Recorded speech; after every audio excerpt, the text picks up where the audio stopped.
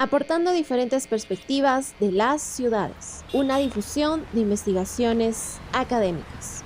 Esto es A&U Podcast, Diálogos en Arquitectura y Urbanismo, una colaboración de Pulse Essence y Tap Studio. Normalmente, la imagen mental que domina cuando pensamos en la arquitectura es la de alguien frente a un respirador o una pantalla, ¿no?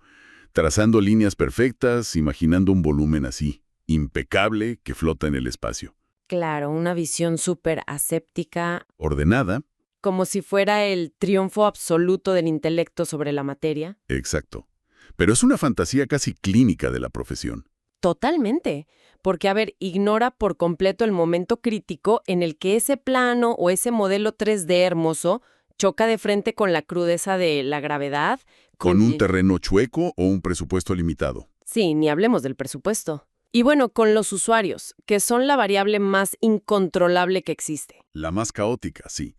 La arquitectura en la trinchera rara vez se trata de enmarcar dibujos bonitos. En el fondo, es resolver un rompecabezas tridimensional enorme, donde las ideas teóricas tienen que negociar o colisionar con el mundo físico. Y por eso mismo, en este análisis profundo, nos vamos a sumergir en un texto que ataca directo este choque inevitable. Me refiero a Concepto, Contexto, Contenido del arquitecto Bernard Tschumi. Un clásico. Y la meta de nuestra inversión de hoy es súper específica.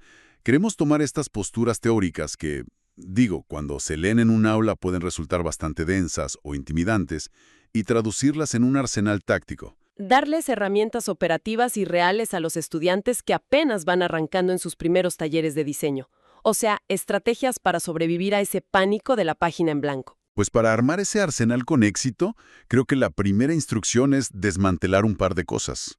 Hay que derribar mitos pesados que las academias llevan arrastrando desde hace, siglos. Absolutamente. Históricamente, la educación en diseño ha estado un poco secuestrada por esta obsesión con las utopías. Hablamos de una disciplina que perseguía proporciones matemáticas perfectas, geometrías infalibles. El famoso síndrome de la tabula rasa. Esa creencia de que el arquitecto es una especie de ente superior que llega a imponer orden sobre un terreno vacío, ignorando el ruido que hay afuera. Ajá, borrando todo rastro previo. Y lo curioso es que todavía hoy, en muchas escuelas, se enseña a partir de esos dogmas, exigiendo reglas súper rígidas sobre simetría o jerarquías, como si esto fuera una religión inamovible. Y Tschumi entra a dinamitar todo eso desde los cimientos, ¿verdad? Literalmente. Para él, tratar de imponer un sistema cerrado en el caos de nuestro mundo contemporáneo es ceguera profesional pura. La arquitectura respira a través de las tensiones, de los desajustes, del desorden de las ciudades. O sea, de la vida real. Exacto. Y para operar ahí, propone reemplazar esos dogmas formales de antes con 3 variables mucho más flexibles: el concepto, el contexto y el contenido. Que vale la pena diseccionar rapidísimo, porque solemos confundir los términos. Por ejemplo, el concepto. En primer semestre a veces pensamos que es la forma del edificio. Clásico error. Según Tschumi, el concepto es el diagrama intelectual. Es la idea, matriz, inmaterial, que organiza todo el proyecto mucho antes de que pongas una sola ventana en el plano. Es el motor lógico de la obra. Así es. Pero un motor girando en el vacío, pues no sirve de nada. Necesita la fricción de la realidad. Y ahí es donde entra el contenido. Que vendría siendo el programa arquitectónico, ¿no? Lo que pasa adentro. Ajá, las acciones. No es nada más poner una etiqueta que diga aquí va la sala y acá el baño, sino entender a fondo el movimiento humano y el intercambio social en esos espacios. Lo cual nos deja con la tercera pieza, que es el contexto. Lo geográfico, lo físico, el clima. Y aquí, quiero detener un segundo la marcha para debatir algo. Dime. Porque si nosotros revisamos un plano topográfico oficial, de esos que te entrega un ingeniero, el contexto parece ser algo totalmente objetivo. Tienes el norte verdadero, una pendiente del 12%, medidas exactas. Son datos empíricos, matemáticos, no son una opinión. Pues te diré que esa es una ilusión de objetividad inmensa. Y es el error de cálculo en el que caen muchísimos principiantes al hacer su análisis de sitio. ¿En serio? ¿Pero la pendiente está ahí? Claro que los datos físicos existen. La montaña tiene su inclinación. Pero Chumi es incisivo en esto. El contexto jamás opera como un hecho innegable. Es, sin excepción, una interpretación construida por el observador. La lectura de esa pendiente está sesgada por una ideología. O sea, el contexto es ideológico. El ejemplo del río que da el autor es buenísimo para entender esto. Sí, el del agua, cuéntalo. Si un ecologista, por ejemplo, visita un río de corriente rápida, la lectura de contexto que su mente hace es la de un hábitat delicado. Ve peces migratorios, ve flora y piensa que hay que proteger el área y minimizar la huella humana. Exacto. Pero si pones a un desarrollador industrial, con las mismas botas, parado en la misma piedra, mirando la misma agua, él no ve un santuario. Él percibe fuerza hidráulica, energía pura. Él ve dónde poner unas turbinas de acero para vender megavatios, claro. Y fíjate, la geografía del río no cambió ni un milímetro, pero el contexto con el que cada uno va a diseñar su proyecto es radicalmente opuesto. ¡Qué locura! Pero tiene todo el sentido. Y entender esto creo que quita un montón de presión en un primer proyecto escolar. El estudiante no tiene que descubrir una verdad universal en su terreno, tiene que tomar una postura crítica frente a él. Precisamente. El diseño arranca en el momento en que decides con qué lente ideológico vas a leer tu lote. Bien, y una vez que tomas esa postura, ¿cómo haces que esa lectura no choque de manera desastrosa con tu concepto o con el programa? Bueno, Chumi dice que no hay que buscar siempre una armonía forzada y aburrida. Nos da 3 estrategias o tácticas para esta interacción espacial: la indiferencia, la reciprocidad y el conflicto. Bajémoslo a escala humana para quienes nos escuchan, acciones súper cotidianas, que creo que el texto lo explica muy bien. Empecemos por la indiferencia. Va. La táctica de indiferencia ocurre cuando la acción humana y el entorno comparten el espacio, pero ni se inmutan, se ignoran mutuamente. El ejemplo clásico es cocinar al aire libre en un campo de pasto. Indiferencia total. El pasto no está hecho para una estufa, ni tú cambiaste el terreno para picar cebolla. Simplemente ocurren al mismo tiempo. Exacto.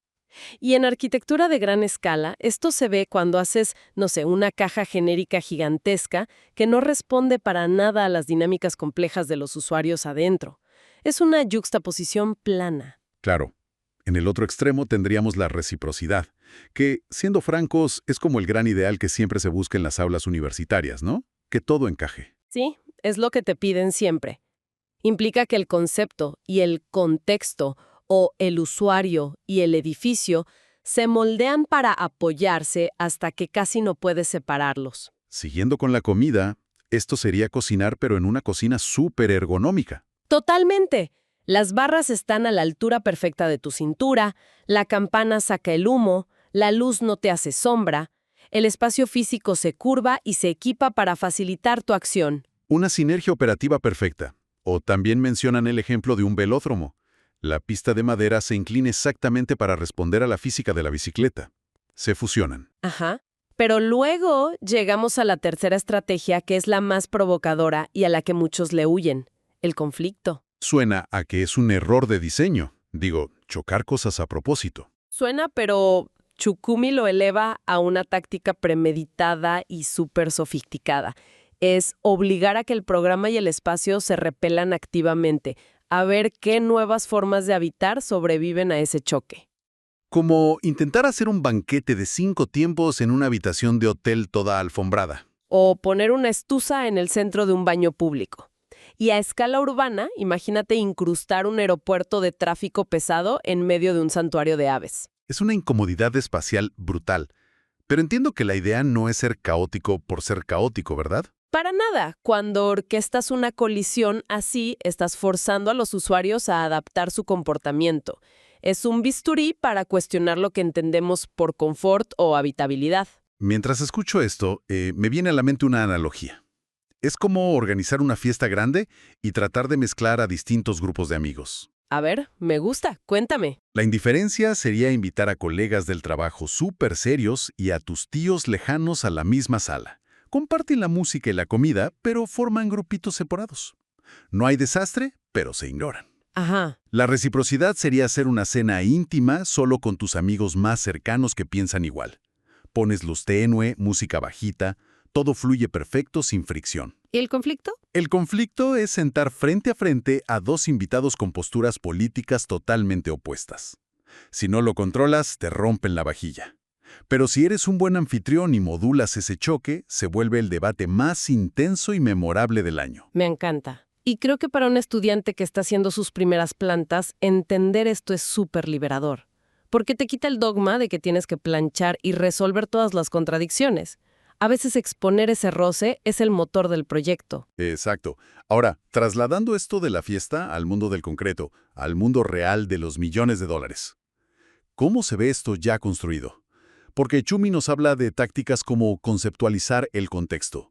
Sí, esto aplica cuando las reglas de un terreno son tan, pero tan asfixiantes que intentar imponer tu idea desde cero es imposible. Tienes que absorber las restricciones y volverlas la médula de tu diseño. El caso del nuevo Museo de la Acrópolis en Atenas es perfecto por esto, ¿no? Es una obra maestra de esta táctica. Ese terreno haría llorar a cualquier arquitecto. Tenían problemas arriba y abajo. Era un campo minado, literal. En el subsuelo había ruinas arqueológicas invaluables. No podías demoler nada, la ley te lo prohibía, ni podías dejarlas a oscuras. Y por si fuera poco, arriba, en el horizonte, tenías al mismísimo Partenón, exigiéndote un diálogo visual. El museo tenía que mediar entre los vestigios arqueológicos en sus pies y el peso histórico del templo sobre su cabeza. Sin volverse una copia neoclásica barata con columnas falsas, claro. ¿Y cómo resolvió Txumi este dolor de cabeza técnico? Con una genialidad. Usó el obstáculo como el ADN del edificio. Para no tocar las ruinas, decidió que todo el museo iba a levitar. ¡Wow! Diseñó unas columnas masivas, pilotis de concreto, pero no hizo una cuadrícula ordenada como dictan los manuales. Porque hubiera perforado algún muro antiguo. Exactamente. La ubicación de cada columna fue trazada con precisión quirúrgica, bajando justo en los huequitos de tierra donde no había ruinas. La geometría de la estructura esquivó la historia. Una coreografía estructural increíble. Y encima les pone pisos de cristal transparente para que camines viendo las calles de tus antepasados bajo tus pies. Es un vértigo espectacular. Y bueno, la resolución del conflicto con el estrato de arriba, con el Partenón, es igual de radical. Ah, sí, el prisma superior. Porque el bloque de arriba que guarda los frisos originales está rotado, ¿no? Sí, está girado bruscamente sobre su propio eje. No respeta para nada la calle de abajo. Rompe toda la retícula peatonal. Porque su obediencia no está con los semáforos modernos, está con el cielo. Pivota para alinearse milimétricamente de forma paralela al Partenón allá a lo lejos en la cima. ¡Qué potente! El contexto hostil no arruinó el diseño, le dio toda su lógica y monumentalidad. Así es. Ahora, hay otra táctica que es el reverso de la moneda. Contextualizar el concepto. Que es cuando ya traes una idea súper terca a priori de tu computadora y la tienes que deformar para que el terreno no la escupa, como el caso del empaque Nueva York. El Centro de Medios Electrónicos y Artes en Troy. Ahí el equipo tenía una obsesión formal. Querían un huevo de cristal translúcido, flotante y de altísima tecnología para meter salas de conciertos. Una idea súper pura en el render, pero el terreno era un acantilado, una colina súper empinada. Posar un huevo de cristal ahí era casi imposible por la gravedad. La salida fácil era meter explosivos, aplanar el cerro y construir sobre tierra plana. Otra vez la tabula rasa. Exacto. Pero en lugar de ser destructivos, contextualizaron la idea. Dejaron que el huevo de cristal se deformara y empezara a escalonarse en cascada por toda la pendiente de la colina. Aprovecharon la topografía y hasta enterraron las salas de conciertos en la roca natural para aislar el sonido, ¿cierto? Totalmente. El concepto tuvo que sudar para conquistar la montaña. Se volvió mucho más sofisticado. Me parece fascinante. Pero si eso ya es un reto, chocar lo histórico con lo moderno en un mismo predio es otro nivel de acrobacia. Hablemos de Le Fresnoy, en Francia. Le Fresnoy es la consagración material de la estrategia de conflicto. Tenían que intervenir un complejo de viejas fábricas industriales con techos a dos aguas hermosos, pero meterles tecnología pesada para estudios de cine. Las opciones tradicionales eran obvias. O tiras todo y haces una caja nueva, o perforas las paredes históricas para pasar miles de cables, destrozando el edificio original. Y Txumi no hizo ninguna de las dos. Eligió un conflicto tectónico espectacular. No tocó ni una teja vieja. Construyó una megaestructura metálica, una especie de paraguas hipertecnológico gigantesco. Que vuela y techa por completo a las fábricas viejas. Ajá, las encapsuladas. Las protege de la lluvia sin tocarlas. Y al hacer esto, creó algo que él llama el espacio intersticial. Que es el hueco atrapado entre las cosas. Es ese gran vacío que quedó entre los techos viejos de teja y la panza de acero supermoderna del nuevo domo gigante. Y llenó ese espacio flotante de pasarelas, escaleras, cables y tuberías. O sea que tú caminas suspendido por ahí rozando el techo de la fábrica vieja, pero bajo un domo futurista climatizado. Exacto. Es una tensión constante. Lo viejo es el ancla y lo nuevo es el cielo metálico. No intentó camuflar el contraste. Dejó que la crudeza del metal ofendiera a la mampostería vieja. Es un choque genial. Escuchando esto, me pongo en los zapatos de un estudiante y me entra un poco de ansiedad, ¿eh? O sea, si voy a diseñar un hospital mañana, tengo que decidir desde la mañana, hoy voy a aplicar conflicto y forzar mi dibujo a que cumpla con eso. Chumi, te diría que te relajes. Esto no es seguir una receta de cocina paso a paso. El diseño es, por naturaleza, iterativo y empírico. Es ensuciarse las manos. La estrategia se descubre sobre la marcha. Totalmente. Tú puedes empezar con una idea clara, pero cuando te enfrentas al lodo del mundo real, a las normas de incendio, al capricho de tu cliente, a los ductos de ventilación, tu concepto tiene que reaccionar. Tienes que mover un muro porque estorba una columna, y de ese error, de esa fricción, a veces sale el diseño que le da todo el sentido al edificio. Exacto. Esa suciedad del mundo real es lo que rescata tu maqueta de ser algo estéril y la vuelve arquitectura viva. Y creo que meternos a fondo en esta fricción nos obliga a derribar otro dogma todavía más profundo de la modernidad. Esa regla inquebrantable de la Bauhaus que decía, la forma sigue a la función. Uy, sí. Esa idea de que si es una iglesia, la fachada a fuerza tiene que verse espiritual. Y si es una fábrica, tiene que verse mecánica por fuera. Es una trampa limitante, porque un cajón genérico y neutral tiene muchísima más resiliencia. Un mismo galpón vacío puede ser un almacén hoy, una galería de arte en 10 años y unos lofts carísimos en 20. Y la forma del techo nunca cambió. La función muta, pero la forma sigue estoica. Y de aquí se desprende algo súper transgresor del texto. El concepto sigue al contenido.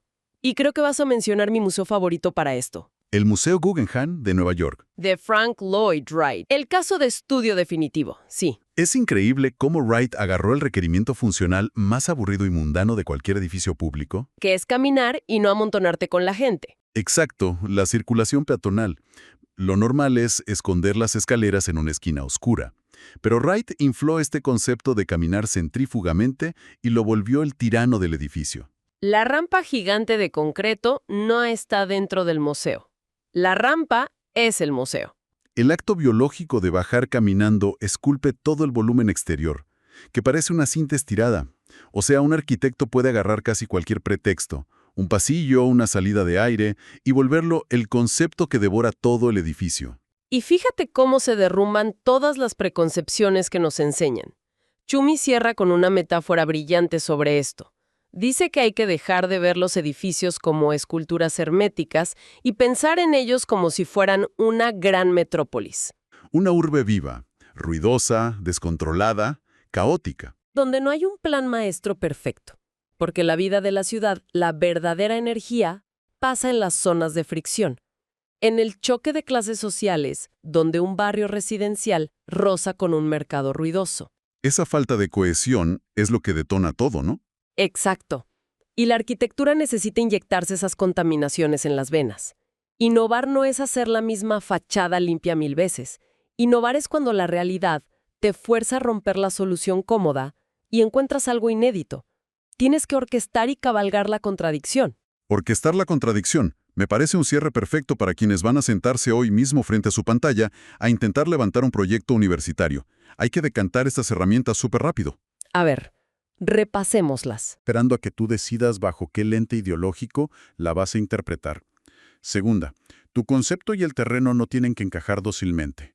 Pueden ignorarse con la indiferencia, pueden fusionarse con la reciprocidad o puedes hacerlos chocar a propósito con el conflicto. Todas son herramientas válidas. Y tercera, Tus ideas más puras del boceto inicial tienen que ensuciarse con las fricciones reales del mundo para cobrar sentido. Pero antes de irnos, quiero dejarles a quienes nos escuchan un pensamiento, digamos, un poco venenoso, para que lo analicen solos. Me gustan esos. Adelante. Si ya establecimos que todo contexto depende de quien lo está interpretando, como el ecologista o el industrial viendo el mismo río, valdría la pena echar un paso atrás, mucho antes de salir a analizar los vientos o las calles, hasta qué punto influye secretamente cada experiencia personal de quien dibuja. Uf. Su estatus económico, el cine que vio, los libros que leyó. Sus propios sesgos cognitivos asimilados en silencio. ¿No será que eso forma un pesado contexto invisible que está dictando la escala y el impacto social de cada muro que trazan? Es una invitación fuerte a someter a peritaje nuestra propia mente antes de siquiera intentar poner una sola línea sobre el terreno. Una tremenda reflexión para cerrar. Totalmente de acuerdo. Hasta la próxima inmersión. Si este episodio despertó tu curiosidad, esto recién empieza. Únete a nuestra comunidad en nuestra página web. Allí continuamos la conversación, profundizamos en los temas que acabas de escuchar y compartimos ideas que nos inspiran cada vez más. Queremos escuchar tus preguntas, propuestas de investigación y los temas que te gustaría que exploremos en futuros episodios. Tu voz puede inspirar nuestras próximas conversaciones sobre arquitectura y urbanismo.